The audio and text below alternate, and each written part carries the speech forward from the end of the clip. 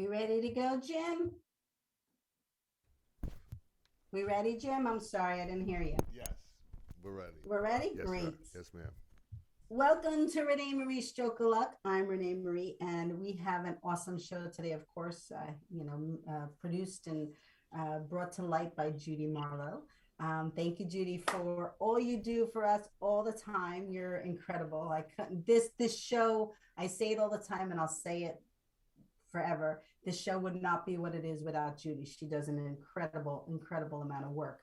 I also want to give thanks to Diane Bronberg. I just want to get the proper name of her senior group. It's called the Senior Resource Group of New Jersey. She has really connected with me. I've known her for many years, but she actually, Denise Zath, introduced us, reconnected us recently.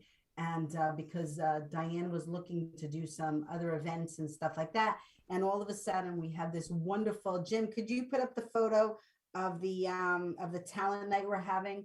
We're doing a talent night in June 9th at the YMCA in Wayne. It is an incredible venue. It has over 400 seats. We are strongly recommending that that participants wear masks when they come in to the theater because of the COVID counts going up right now. We want to make sure that everybody stays healthy and safe. So we strongly recommend that everybody wear masks. I will be wearing a mask the entire time, except when I'm on the stage performing or speaking to everybody, but we definitely should wear masks. So it was wonderful. Jim, did you put it up? I wasn't looking, I was talking. So as you could see, we have incredible artists, talents, jazz, duets. We also have a comedian now named Jeffrey. And just to top it off, the mayor of Wayne is willing to come open up the show. Laura is the MC. It is an incredible event, and everybody knows that my vision, my feeling is that when you bring joy to people, it just educates them on it opens up the door to be able to share with them about strokes and aphasia. It's almost like the Jerry Lewis telethon, right? He used to do a telethon many years ago. He used to bring entertainers in, but his real purpose was to bring education to MD. So that's our vision. And Jerry Lewis is one of my idols. We've had some discussions about Jerry Lewis, but on the forefront of what his mission was and what he did was an incredible thing for the MD organization and muscular dystrophy. And it was a dream that I had a long time ago. So many people have helped me to get to this point. And we're doing our 8th annual telethon this year, which I cannot believe. It's been 8 years, Judy and Jim. Yeah. It's unbelievable. But yes, so we're doing our 8th annual telethon on October 2nd, Sunday, October 2nd. It's going to be an incredible event. And we're really blessed to have this Sunday coming, June 9th, Thursday, June 9th. We're going to stream it live. Jim is going to be in Long Island streaming it live. So it's going to blow people away. It's going to blow people away. And so I really want to thank Diane for doing the New Jersey work, as well as Judy's been doing the Long Island work, and my board and everybody else. So thank you to everybody for everything. It's just incredible. But let's get to today's show. We actually had a surprise. Michael from the second show, Say Yes to Life, joined us, which I always believe, everybody knows me, that God has a plan, and it is incredible. Jim, you can open it up to everybody. It is incredible that he joined us to talk with Yenal. Everybody will remember that Yenal is, part of Diane's group. And Yenal and I go back, I think before Diane, though, when she worked with Lakeland Health Care a long time ago, right? I think we even go back further than that. I think we were in high school at the same time. Oh my.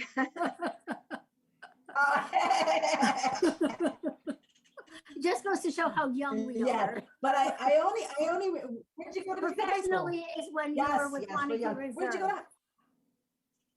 Yes, when I was with the Wanacue Reserve, that's where we connected, and I performed Yeah. for Lakeland Health Care. It's just, it really is a wonderful location because it's small, it's intimate. It really shows, really cares for each person. And with you and I don't know who's the director there now, but who is the director there now? Her name is Jennifer Shinsky. Okay. So you what's his name? Josh? No, what was the gentleman? Jay. Yes, Yeah, was no, there when I he's was no with him. longer there. Yes, We had yes. somebody else as administrator. Yeah. Everybody always moves around in the industry. Yes. You get to where you're done, not done, but you get to the place where you've learned everything you can in that location. And it's time to move on. It's time to move on. That's what happened with me in Wanacue. I was there for 12 years, so 10 years. It was an incredible venue. But yes, Yenal and I go way back, and she just has this ability to make you feel welcomed and to really listen to everybody. That's a gift, to listen. That's really a gift. And then to be able to move forward. I've attended some of her happy hours and her social events, which that's almost the same thing as our telethon and this night event that we're doing, where you just, you bring joy to people, and then that's how you educate them, through conversations and one-on-one. So it really is a wonderful thing. So thank you, Yenal. And then she, on our last show, she mentioned to me that through our conversations that her dad had a show. And I'm like, oh my God, Judy's gonna love this.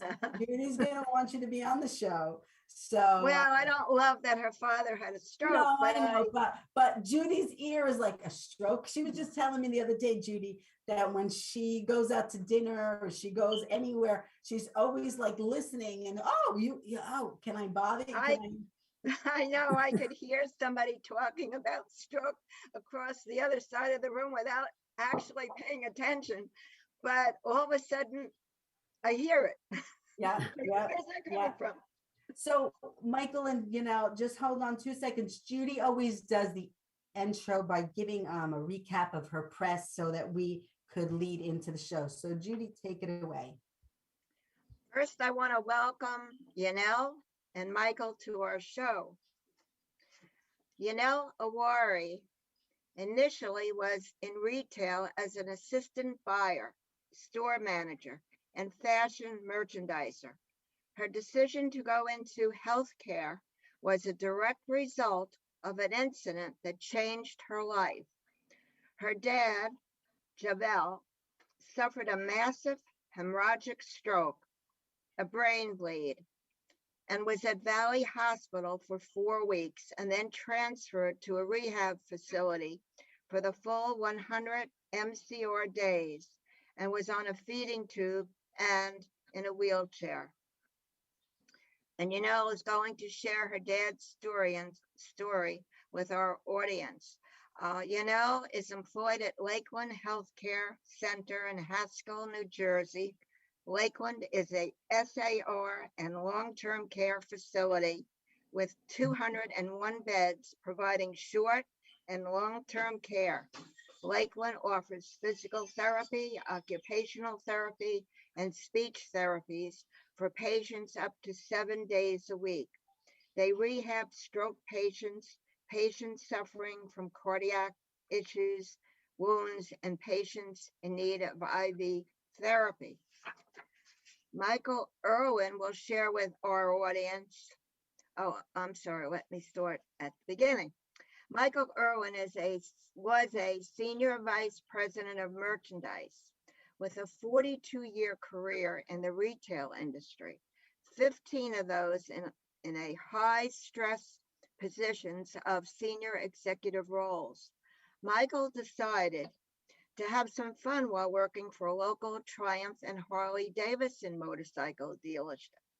Michael was having the time of his life for 7 months till the morning of September 2017, when he suffered a stroke that was a hemorrhagic stroke to the brain. Again, a brain bleed and slurring of his speech. He was rushed to UNC Rex Hospital in Raleigh, Virginia.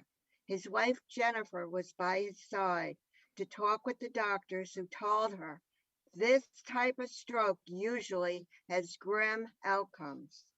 Michael will share with our audience the 3 miracles of his stroke. 1, that he lived.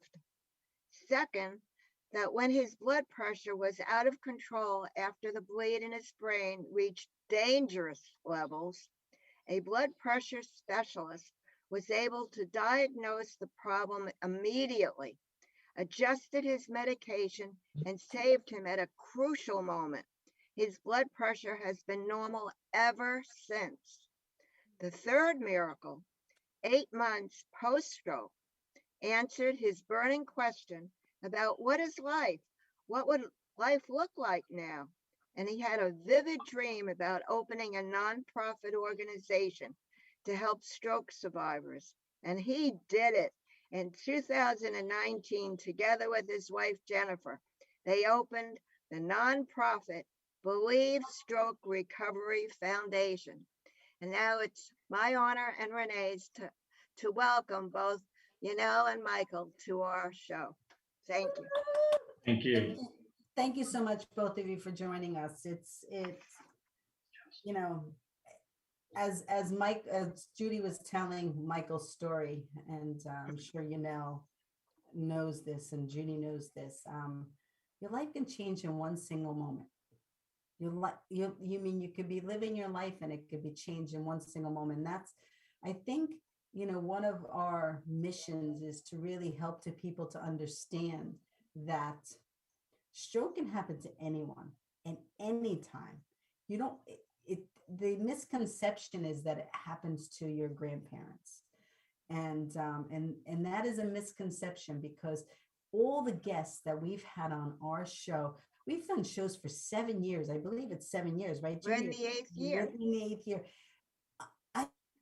Everyone has been young. I mean, we haven't had grandparents on our show. I mean, yes, I'm a grandmother now, but I had my stroke when I was 26.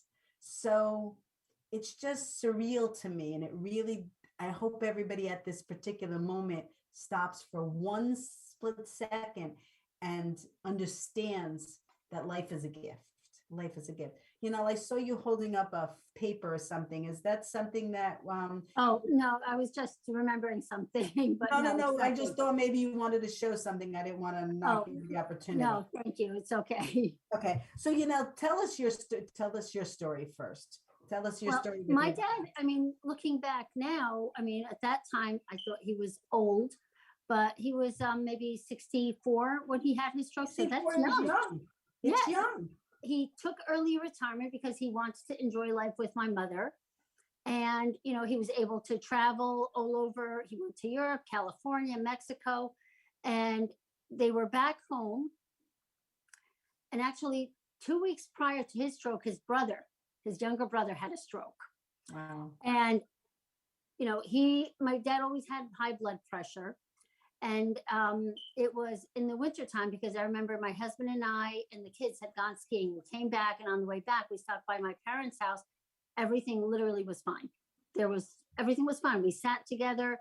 We went home. I get a call from my mother at 1 o'clock in the morning, and she's saying something happened. Your dad was standing there. And then she saw like his face drooped, and he just started falling, and he's like calling out to her. And he was rushed to Valley Hospital with, like, Judy said, a massive hemorrhagic stroke. And it was like weeks before he was able to be, to come out of it. And we didn't know. They weren't able to stop the blood pressure. And he was taking aspirin, which caused, it to continuously bleed out. It was a very traumatic time, honestly. It was, when I look back now, I'm like, I don't know how my mother did it, because after all of this, after everything happened and he got out of rehab, it was my mother, me, my sister, and my 2 brothers. We banded together. It's, it's times like that that it can bring a family really close together or tear it apart. And, going into a facility was not an option. My mom's like, I'm going to take care of him. And, we were lucky enough that we were able to speak to someone who was able to guide us to get Medicaid for him, to get him the extra hours to relieve that pressure from my mom. Yeah. But, Yeah.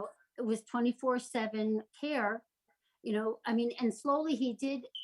I don't want to say he was not verbal, but there was a few words that he would be able to say, like, I want to go home, I want to eat, things like that.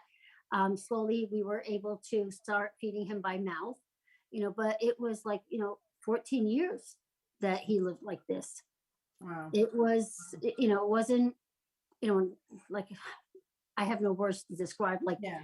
the emotions that you go through when you're going through something like this. And the truth is, it doesn't only happen to the person, it happens to the family and friends. Yeah.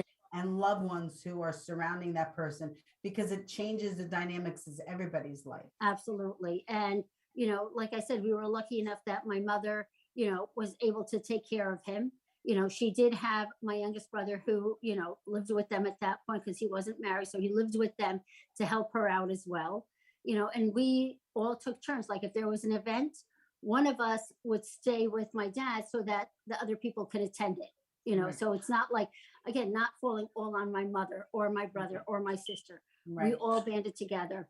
And again, I'm lucky to have a close family. Like when we would go on vacation, my husband and my brother-in-law and my brothers would take the wheelchair up the steps so my dad can participate in all of the events that we did. Yeah. We didn't want to isolate him and keep him at home, or my mother either.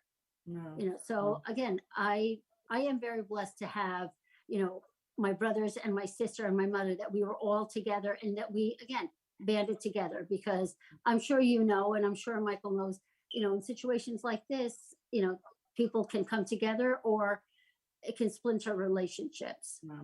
So we're going to let Michael share his story and what he was doing. But then I want to get back to you about what you were doing prior and how this changed the dynamics of your visions and your purpose in life. Michael, tell us what happened where you were and how it happened with you. Well, it was a Sunday morning at 7:30, and my wife and I were bantering who was going to get up first and take a shower and go to church.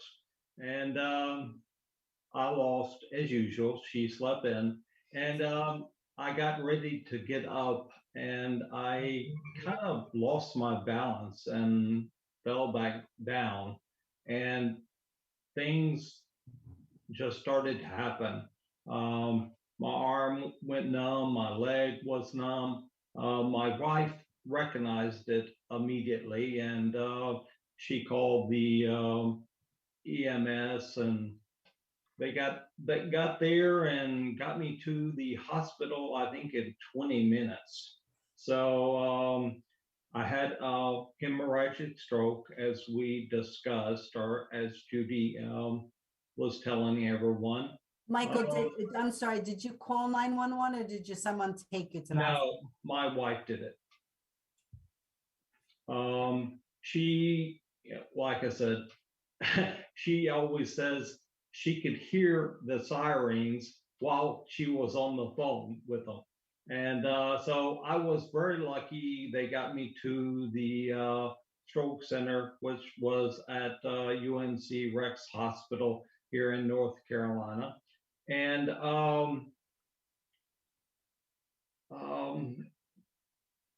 the first few days, I just didn't really know what was going on.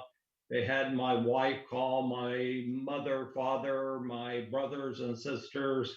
I guess they weren't sure I was going to make it, but I did, and I was in intensive care about 10 days, and then they moved me to rehab. So I was in the hospital for 36 days total.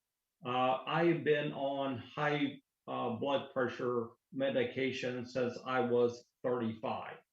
And it just went haywire.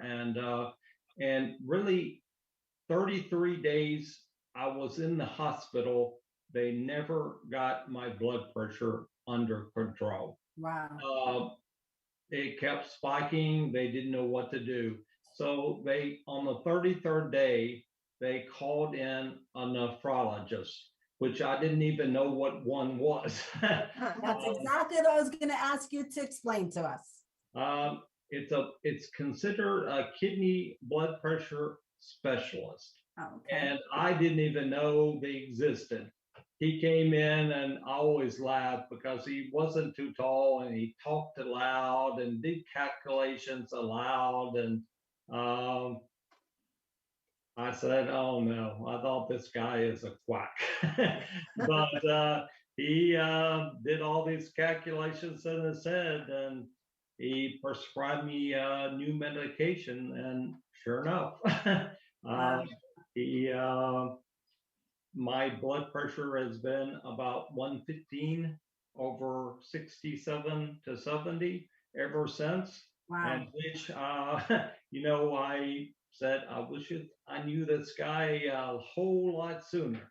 Right. But so many people don't know what a nephrologist is. I mean, don't get me wrong, general doctors don't seem to have the education that these specialists have. And I've yet to meet another stroke survivor that knows what a nephrologist does. So that's By the way, Michael, how do you spell that? Let's see, I wrote it down. NEPHROLOGY.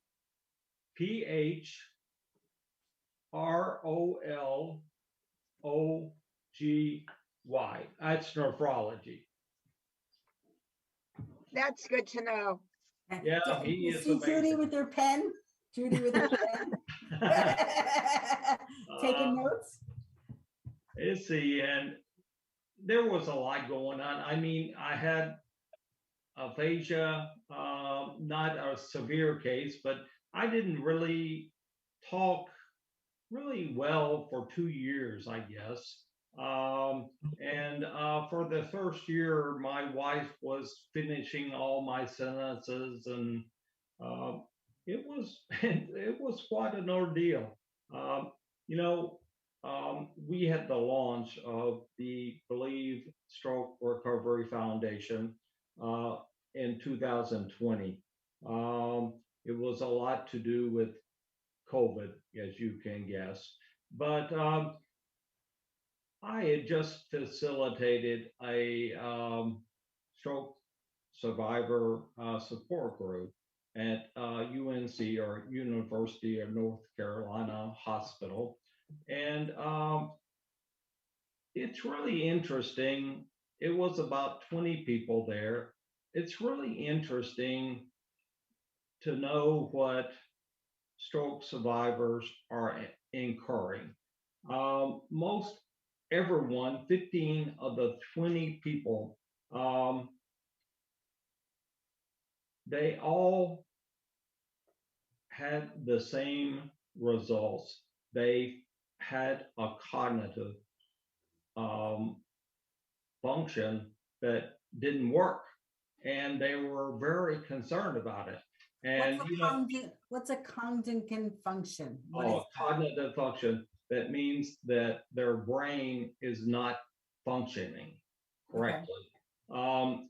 And I have another question for you, because yes. This is something I'm very interested in about understanding, because I always say this is because when we have a stroke, because I'm going to talk in our terms because we've suffered a stroke, sometimes we don't understand what it is that we need to do for ourselves, right? Yes. So that's very interesting to me that your group knew and understood that their brains weren't operating. That's very intuitive, I think, and very with a lot of hope, So yes, it is. As I put it, to sit and think, your leg is a noodle, your arm is a noodle, you can't hardly speak, and you realize something is wrong with your brain. Mm. I went to speech class, I guess the 11th or 12th day I was in the hospital, and she said, give me the antonym for go. And I said, well, I know that. I couldn't do it. I did. I said, even though I knew it, It wasn't coming out. Yeah. Wasn't coming And out. so she asked me then synonyms, and I didn't know it. And I went back to my room and I just thought, what is wrong with my brain? And it's something very scary. And it's many stroke survivors definitely go through that, even though they may get their cognitive functions back 100%. Right, right. I'm going to ask you a question 1 second, but I want to get to that's to me, it's a blessing that you joined this show, because now we're talking about high blood pressure, right? Both Yes. our stories are about high blood pressure, right? So, I forget if you said your father had high blood pressure, is it? He did. He was on medication, and he was also, because he had a stint years prior, he was also on an aspirin daily, which Right. increased when he had this stroke and the brain bleed, it increased it because of the aspirin as well. You're not Because supposed to be taking aspirin if, God forbid, there's a bleed in your brain. yeah, it just can, and unfortunately he was, and it was there, it caused a brain shift, and we don't know any of this. We did not realize, to the extent of the damage that could happen. So, but yes, he was on medication for high blood pressure. In addition to that, he was also on the aspirin. I just want to add that my dad, who had a hemorrhagic stroke, also had high blood pressure. Yeah. Oh my God. So, this is something bringing it to light. Maybe if somebody has years of high blood pressure, maybe they should go see that specialty doctor, right, Michael? Yes, absolutely. I recommend him. My brother, I have two brothers and a sister. Each one of them have high blood pressure, as we found out after I had the stroke. And my nephrologist here talked to their doctor and got their medication adjusted as well. As I've also sent several people here to him, and he has adjusted their medication as well. Wow. And it really makes a big difference. I mean, so many, my blood pressure before was 150/90 to 95. It was on the high side. And anytime I got excited or stressed, I'm sure it went over that. But I can't thank him enough, and he was definitely a miracle to me. That's very interesting. So, tell us where you're prior to your father's stroke, like why you switched over. I mean, Well, I was in retail my whole life, and I loved it. But, around the same time, I had a sister-in-law who, prior to my dad, she ended up having breast cancer. And then my dad had the stroke. And that was the catalyst for my change, because, until you go through it, you don't know anything about the health profession. You don't know anything about Medicaid, we knew nothing, and my dad had a pension, and, he had the house with my mom, and, like I said, he was in the hospital for weeks, and then he was in rehab for weeks, and Medicare will pay up to 20 days at 100%, day 20 to 121 is a copay. We weren't aware of that. And like I said, in order for him to qualify for Medicaid, he had to basically be completely broke. There was no other way to put it. And so we ended up spending down basically his entire pension. And we didn't realize at the time that, as a surviving spouse, my mom was entitled to a lot of the, the finances to be able for her to survive. Right. We didn't know any of this. And, we ended up having to, like I said, spend everything that he's worked his entire life in order to qualify. And when all of that happened after the fact, I found out that no, we didn't have to do it that way. And that's what caused me to shift what I was doing. I went back to school. I became a nurse. Wow. Part of it is I saw the rehab when he was in a facility, the care that they gave, what they did. Okay. I felt like I had to give back after seeing what they did for my dad. And, now, I was able to educate myself on the Medicaid process and everything. And I like to see myself now as an advocate for all these families that are going through this, not realizing, oh my God, I have to sell the house. I have to, like, no. Take a step back. You don't have to do, Yeah, because let's work it through. Let's understand. yeah, Let's know come up what with- your rights yeah, are. Yeah, yeah. And, I like to advocate now for the families because, like I said, I don't want anyone to have to go through what we went through, because it was a very traumatic time because we were living through it. And literally it was like day by day, you're getting thrown things at you and you don't know which way to turn because there's no one to guide you. Yeah. So, And you need to have someone you trust yes, that you could. That's why we always talk about our tool belt, right? On this show. Yep. You got to have all your ducks in line in your tool belt, all your tools in your tool belt, because, and you need to set up prior to getting sick. yes, absolutely. That's why Diane does what she does. People think that these health fairs and are really a waste of time, and they're boring and there's nothing going on.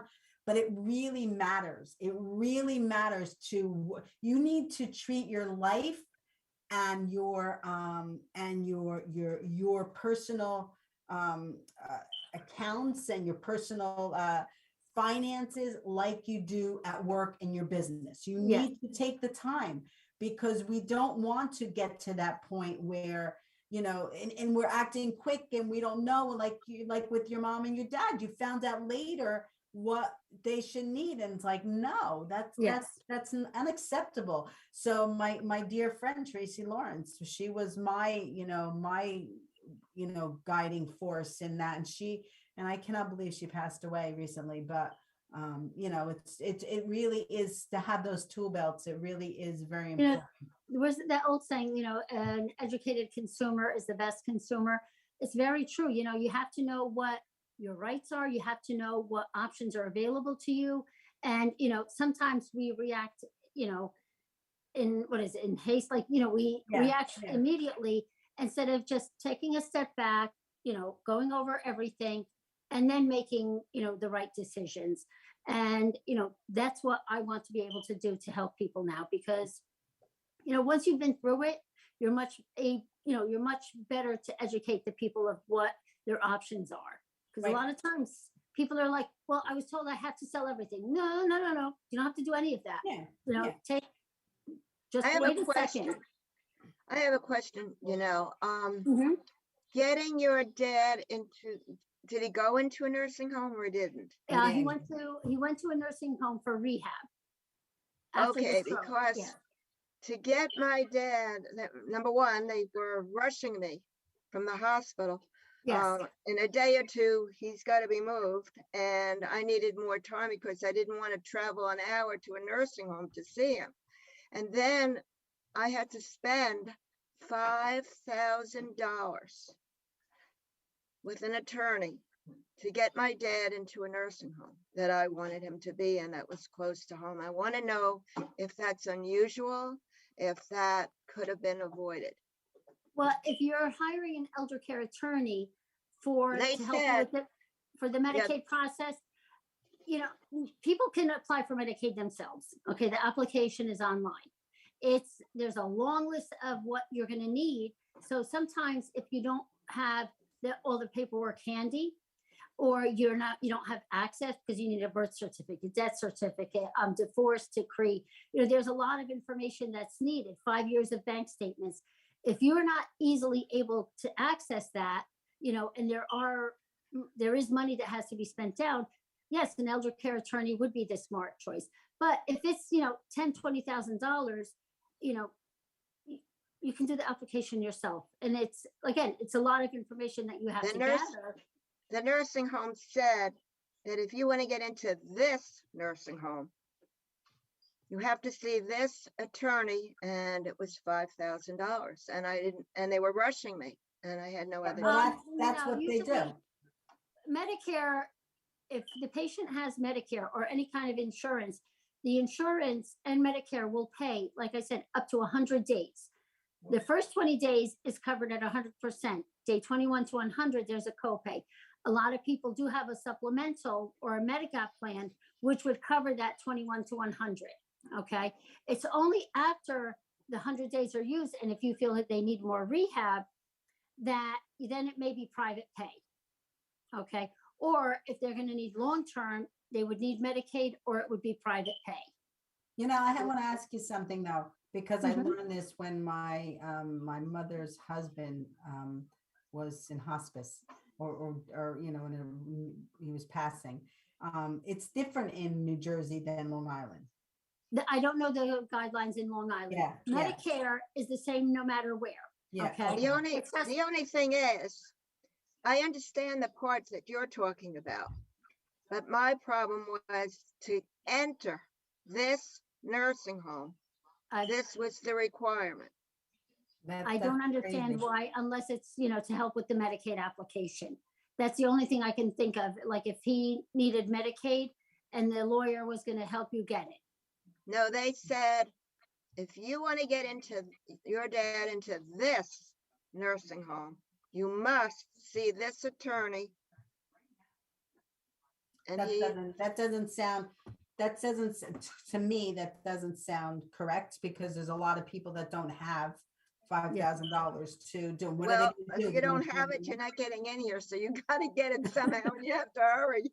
Yeah, and you're blessed to be able to have it. You know, I know you guys aren't rich or anything, but at least, you know, you've worked all your life to have I a think little.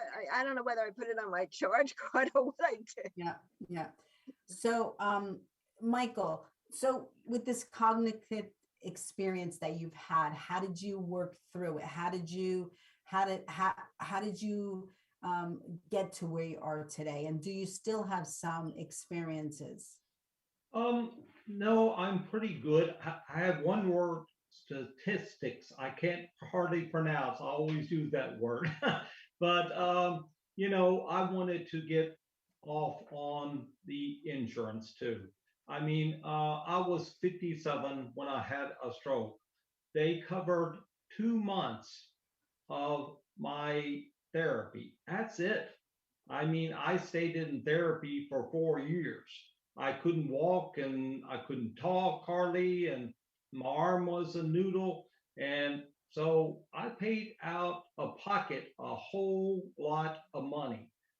When I got on Medicare and I got the supplement, it helped drastically, but the co-pays and stuff, it was very expensive. And that is the reason that we founded the Believe Stroke Recovery Foundation. And it was basically, when we launched last September, it was to help stroke survivors that have exhausted their insurance with their financial requirements.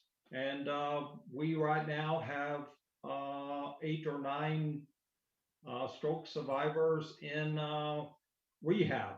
So we feel that is very successful. I didn't mean to get off, but you know, Believe Stroke Recovery Foundation, it was a matter my wife was asking. And I was asking her, what am I going to do with my life? I was very active. Right, And right. she said, pray about it. And I started praying. And after about 30 days, I woke up once with this vision to open Believe Stroke Recovery. I said, I don't know where that came from, but that is not right. And anyway, I had the vision 2 more times, and I told God, well, if you will let me walk by this coming January, I'll open that. Well, he kept us into the bargain, to say the least. So we Michael? Oh, and Yeah. Judy, hang on one second. I just want to share something. Michael, that's one of our mission statements too. Our mission statements are 3 mission statements: to bring stroke and aphasia awareness, to do a yearly telethon, and to help those that their insurance has run out. And that's why I want to tell everybody that we need your financial help. You know what I'm saying? Because we can't do it. We can't help other people if we don't have the help ourselves. And I am not good at asking for money. I am not. I'm not good at it. I am not good, because I know what it feels like to be asked for money when you don't have it. But there's a lot of things that you could do for us. And I'm going to speak for Michael as well. To support us, you can send the money to us. If you have the money and you're not supporting another organization, please tie in with us. We would be more than happy.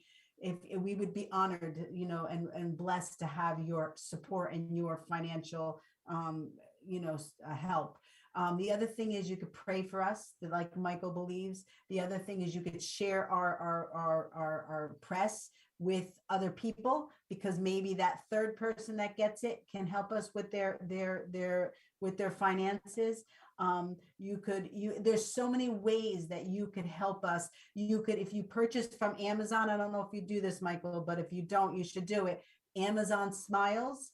If you purchase through Amazon Smiles, you could choose us as a support, because the Amazon gives a portion of the donation to not a donation, but it costs the same amount of money to your purchase, but a little portion of that goes to us. So there are so many ways that you could help us. So please, I mean, without the financial support, we can't help those that their insurance has run out. I was blessed because I had my father. My father said, give me your bills. Give me your bills, give me your bills, give me your bills. He did not want me worrying about that. He wanted to take the pressure off of me, and let me and my husband at the time focus on my health.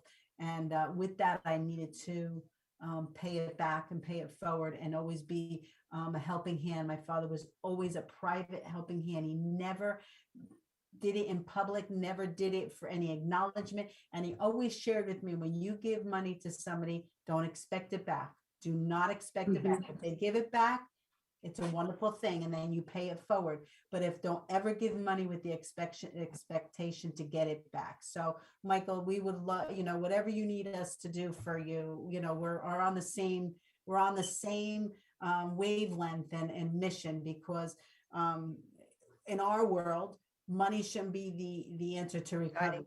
It shouldn't be the answer to recovery. And I'm very passionate about this. And because I think, like Yenal and Michael and Judy, of course, and Jim in the back, Long Island, that you should love them through it, get the best help you can get, and then worry about the finances. And you're doing it every day. That's what you're fighting for those, you're advocating for us. So thank you. Now, I have something I just want to add. Michael, I would like, if it's possible, to interview some of the people from Believe Stroke Recovery Foundation. So if you talk to them and they are able and willing to be on one of our shows, I'd like to work together with you on that. Second, we will include you in an insurance show that we do from time to time. And Yenal should be on that one as well, because she is knowledgeable about. Yes, both of you.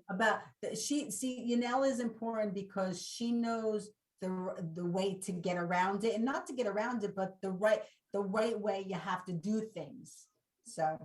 And the third is that you're both, Yenal and Michael, you can both be on one of our future prayer shows. Yeah. Just want to add that before I forget. I already made a note about it in my a little note. She always take notes. So so what are you doing today? What are you doing moving forward? What are you doing to help people today? Well, I'm lucky that in my job, I'm usually the first contact when I get a referral, let's say from the hospital. And I literally had this conversation last week where somebody's like, well, my brother is the primary caregiver for our dad who needs to go into long-term care, but we have to sell the house now. And again, these are things that the layman doesn't know, that if you were the primary caregiver for a family member, okay, and you live in that house, the house does not have to be sold as part of the assets. So again, I try to educate them and I tell them, you know what, I'm going to give you the information, but I'm going to have our business office call you to reiterate what I'm saying. Okay. And again, I'm lucky that I do have a, like a long roster of Medicaid specialists who will do 1 hour free consultation. Okay. If they decide to go with this person, that's fine, but there's no obligation. But at least they're getting the information a little more in depth than I may have. Right. I mean, they're going to go over their finances. Again, it's a 1 hour free consultation. When, you're counting, every penny in order to decide what kind of care you're going to give your loved one, that's a big financial burden that you feel, is coming off your shoulder. And you know what, before I forget, because I'll forget, is it really is important to share to have that, what do you call it? The person that's in charge of your finances and the person that's in charge of your healthcare. What in your family? The healthcare proxy? Yeah, but there's like the person. Well, you can have a power of attorney, a financial power of attorney, and a medical power of attorney. Right. Yeah. So to have those and to share with them what your finances are and what your account numbers are and all that information so that they have this package. Right. And I want to say one other thing in regards to the healthcare proxy and your power of attorney. You want to choose someone who is going to honor your wishes. Yes. Okay. Because I will give you an example, like my personal example. After that happened with my dad, my husband's like, I don't want everything done for me. Okay. And I'm like, choose somebody else because I'm going to tell them, do everything you can. Okay. Right. You want to choose somebody who is going to honor your wishes, because some people are like, no, do everything you can for this person. And that person may be like, I don't want to live if I'm going to be on a ventilator. I don't want to live, so you want to make sure that the person that you choose is going to honor your healthcare wishes. And you need to have those tough conversations, and people are afraid to have them because they're scared that it's going to bring it into them. But it's unfair to not have those conversations and leave your family and your loved ones surrounding you scrambling to find out. And that's where mistakes are made, and that's where you don't know. I don't know. I mean, Tracy was my contact for my girls. I said they had her number. I had it on file. Like, go to Tracy. Tracy will help you. Now it's going to be Yenal. But then be just for information for them, just so they know who to contact. They know to help resources for them. And I think, you should, this is something silly, but, all of your financial papers should be in one spot, and whoever your financial, power of attorney needs to be aware of it. And they need to be aware of everything. Okay. Yeah. Some people have like 5-6 checking accounts. They may have a safety deposit box, but, they may not tell them about all of that. Okay. There may be life insurance policies floating around that they're not aware of, But if your financial, should really be somebody you trust. And, yes, absolutely. And someone who's not going to question what you have. Yep. But just acknowledge that they know where it is so that they could move forward with it. And I will tell you, I had a doctor that said, especially now, since we're all living longer, always have a long-term life insurance policy. Okay. Yeah. Have a long-term policy, because, sometimes, that long-term policy can be used for your care if you end up needing to go into a facility. Right. I think I have one. I'll ask you offline. Oh, it's called National Life Group. Okay. That's what Tracy got me into. Yeah, because you know, you need it. Like I said, we're all living longer now. You know, like 30 years ago, AARP about 30 years ago used to have this policy that they don't have it anymore because it's not financially feasible. So, like I had mentioned, Medicare gives you 100 days, and AARP, that policy that they had, gave you an additional 364 days at the Medicare rate for you to stay in long term. So basically, you're getting almost a year and a half in rehab fully paid. They don't have that policy anymore because it's, you know, like I said, we're all living a lot longer. Yeah, it's crazy. But the bottom line is that, you know, we need to have compassion and empathy and really help our seniors, you know, our parents. I mean, because we're going to be there one day. Yeah. And we need to look at them. You know, I just looked at my father like he had so much wisdom. I didn't look at his age. I looked at his wisdom. I just want to show you my mother. She just woke up. This is the person that was taking care of my dad for like 15 years. Good morning. Good morning. Nice to meet you. Thank So you. she just woke up. So I just wanted to introduce. She was the one that was able to take care of my dad for like the 14, 15 years, Oh my gosh. at home. Oh my gosh. So, Michael, we're going to come back. You're going to be on the next show. Yes. But I just want to give, and I tell you, look how things tied in. You know, we really were talking about a really important subject, high blood pressure, you know, a specialty doctor for high blood pressure, and really finances. You know, that's it. You know, the sad thing is that when I've gone to stroke rehabs or stroke support groups, you know, everybody tells their story initially and they do what they do, but it always gets to that financial place because that's the ongoing issue that people have. And I mean, I wish that we could all work together to get to that place where we could take that away from them, because they got to worry about recovering fully to the max that they can recover, you know. And it's a new road, right, Michael? It's a new road. It's not the same road that you were going down before with yourself healthy, right? Absolutely. So we're gonna close on out because I have actually a 2 or 3 o'clock performance today. I'm singing outside in 100-degree weather.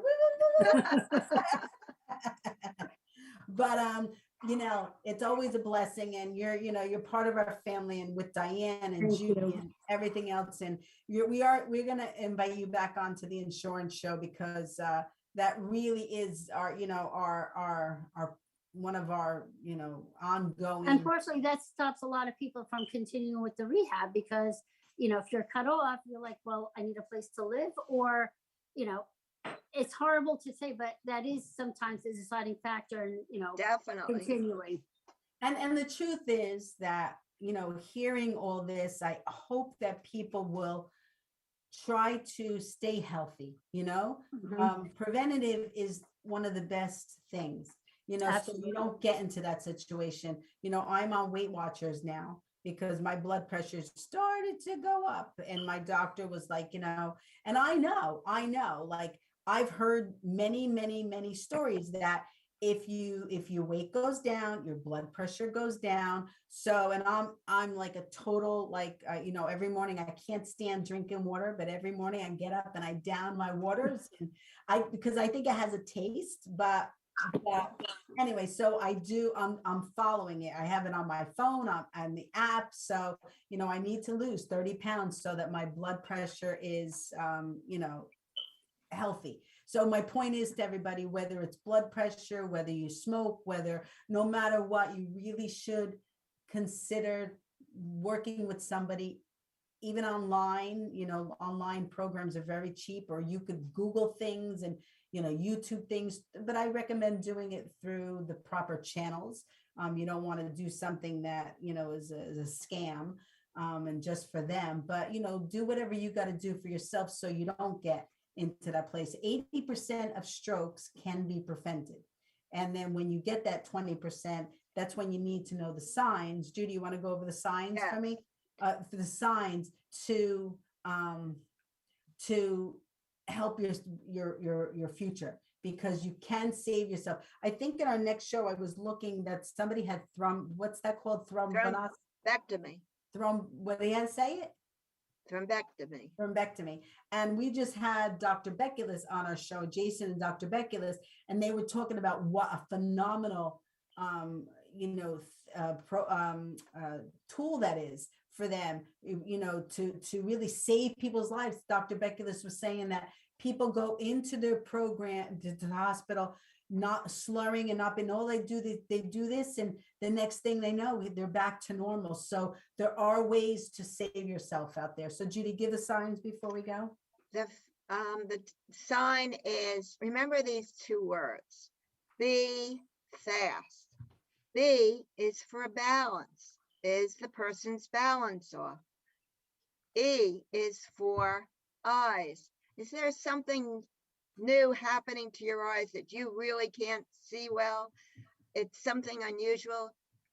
Go to the hospital if it's a very strong sign. Face, F, if your face is distorted, that's a very strong sign.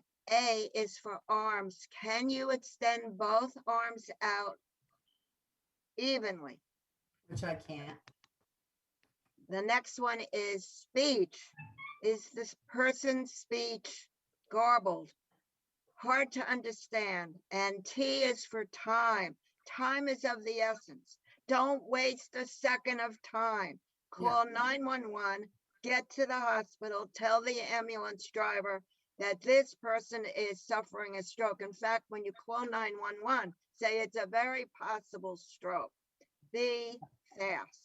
Yeah, we always add that on. When you call 911, you need to let them know that it could be a stroke, because they will move quick. They always move quick, but they know time is of the essence with a heart attack or a stroke or something. So, thank you so much once again. Thank you.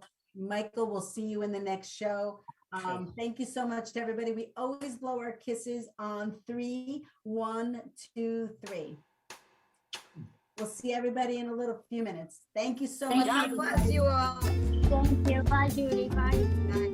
Bye, Renee.